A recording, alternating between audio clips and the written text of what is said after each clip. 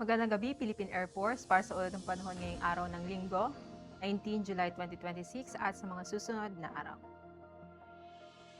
Para sa ating synoptic situation, southwest monsoon o habagat ang siyang patuloy na umiiral na weather system at makakaapekto dito nga sa may western section ng Luzon, na magdadala ng maulap na kalangitan na may mga kalat-kalat na pagulan, pagkidlat at pagkulog, particular na dito nga sa may Ilocos Region, Zambales at Bataan.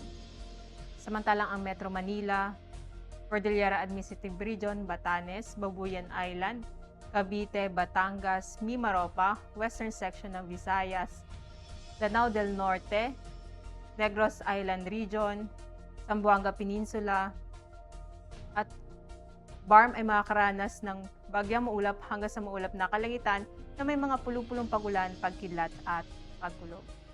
Samantalang ang natitirang bahagi ng ating bansa ay makakaranas ng bagyang maulap hanggang sa maulap na kalangitan na may mga pulupulong pagulan, pagkidlat o pagkulog, dulot naman ng localized thunderstorm.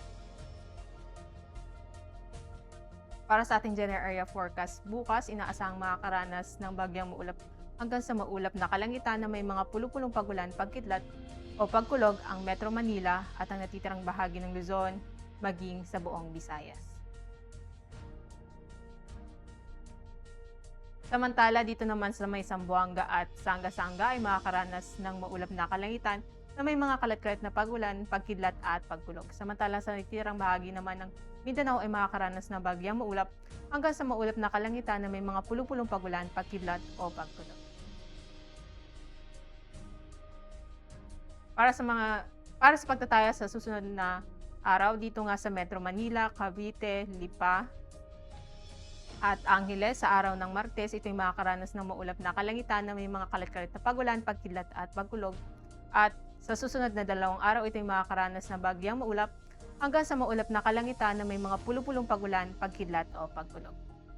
Samantalang ang Puerto Princesa at Calayan Island, sa susunod na 3 araw, ito ay makakaranas ng maulap na kalangitan na may mga kalat-kalat na pagulan, pagkidlat at pagkulog. Sa Mactan, sa araw ng Martes, ito ay makakaranas ng bagyang maulap hanggang sa maulap na kalangitan na may mga pulupulong pagulan, pagkidlat o pagkulog. At sa susunod na 2 araw, ito ay makakaranas ng maulap na kalangitan na may mga kalat-kalat na pagulan, pagkidlat at pagkulog. Samantala sa Zamboanga, sa susunod na 3 araw, ito ay makakaranas ng maulap na kalangitan na may mga kalat-kalat na pagulan, pagkidlat at pagkulog.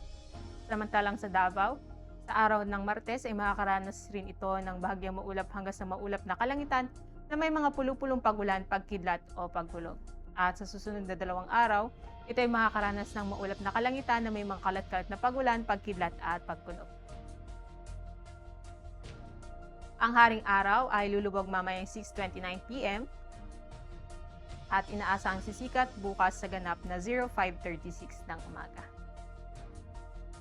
Para sa ating moon illumination, meron tayong 30% increasing. Para manatiling updated sa lagayatean ng panahon, i-follow lamang Air Force Weather Center sa aming mga official social media accounts.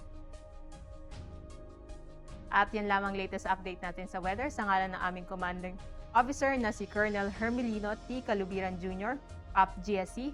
Ako si Sergeant Rosemary de los Reyes, Philippine Air Force, weather broadcaster ng Air Force Weather Center. Muli, magandang gabi, Philippine Air Force.